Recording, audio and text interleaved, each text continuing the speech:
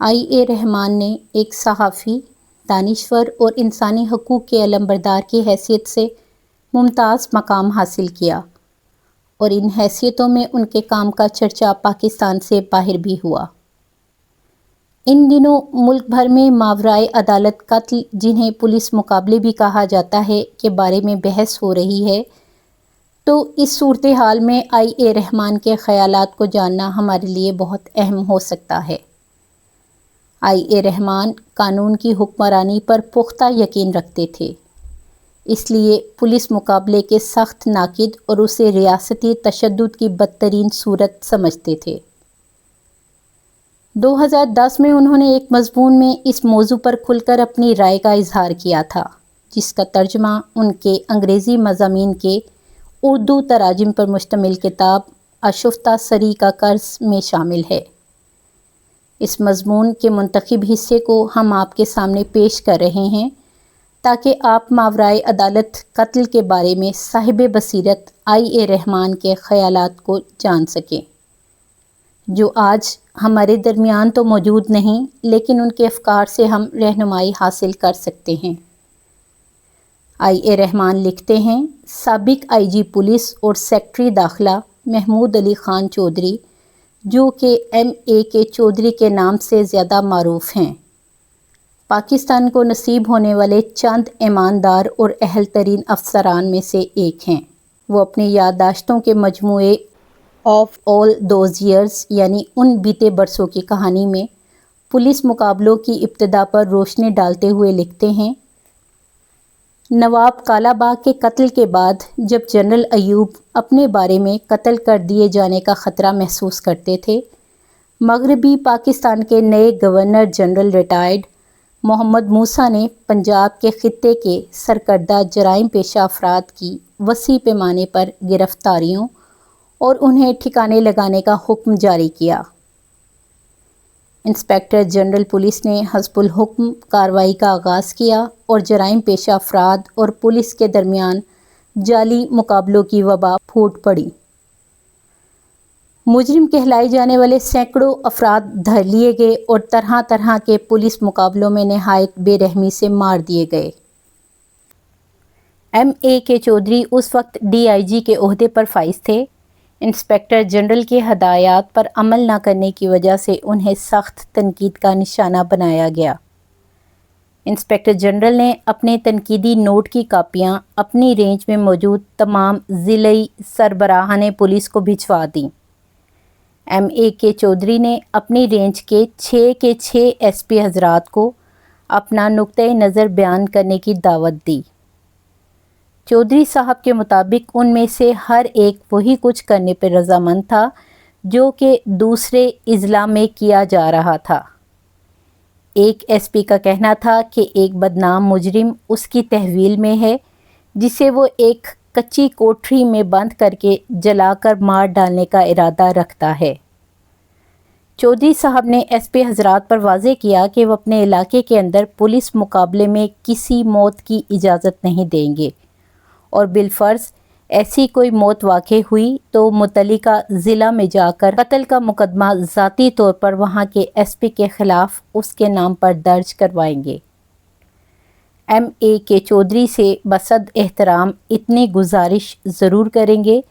کہ پولیس مقابلوں کو اداراتی حیثیت نواب کالا باغ نے دی تھی، جنہوں نے اس وقت کے قائد حزب اختلاف کا نام بھی ایسے مجرموں کی فہرست میں ڈال رکھا تھا جنہیں مقابلے میں پار کر دینے میں کوئی مذائقہ نہیں تھا۔ باقی بلوچ، ملک غلام جیلانی یا پھر دونوں ہی کا خاتمہ کرنے کی ذمہ داری پر فائز کرائے کے قاتلوں کے ہاتھوں اس وقت کے نمایاں صحافی ضمیر قریشی کی موت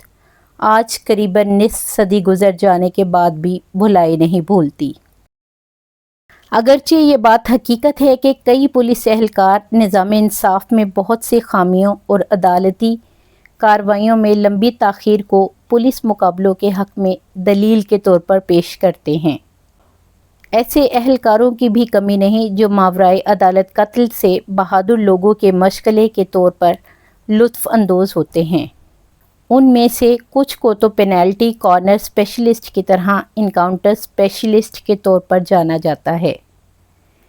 اس بارے میں شواہد کی کوئی کمی نہیں کہ بہت سے پولیس مقابلوں کا ڈرامہ اس کا شکار ہونے والے فرد کو حراست کی کوٹری سے نکال کر اسے ویرانے یا شاہراہ پر مار کر پھینکے جانے کی صورت میں رچایا جاتا ہے۔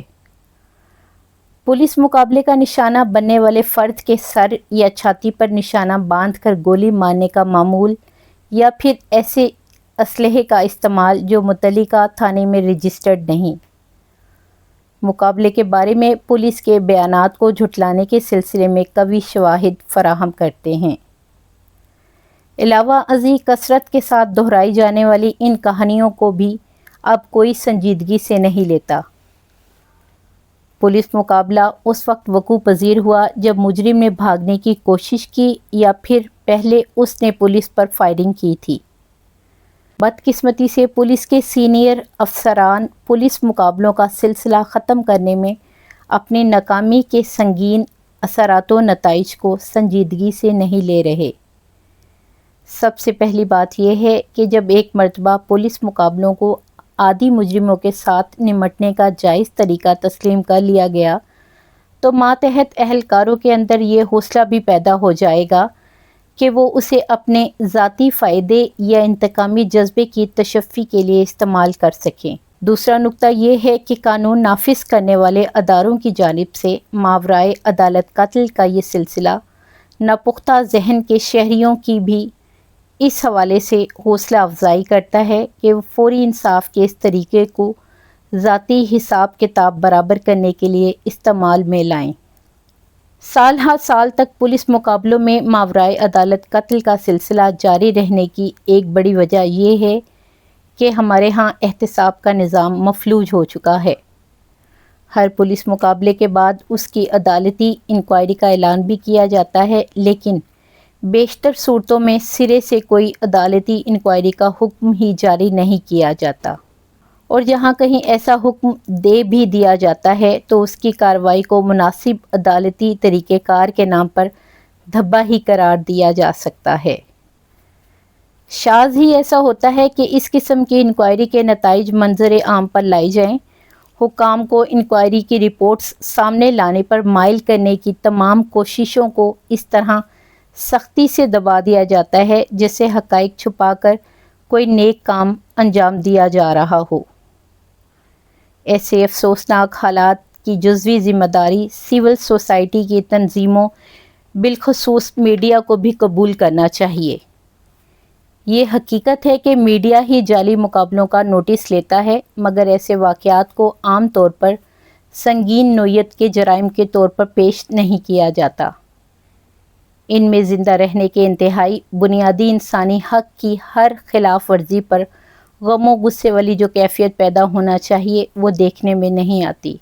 پھر ایک مرتبہ خبر پیش کرنے کے بعد اس کے فالو اپ کی بھی بہت کم کوشش کی جاتی ہے۔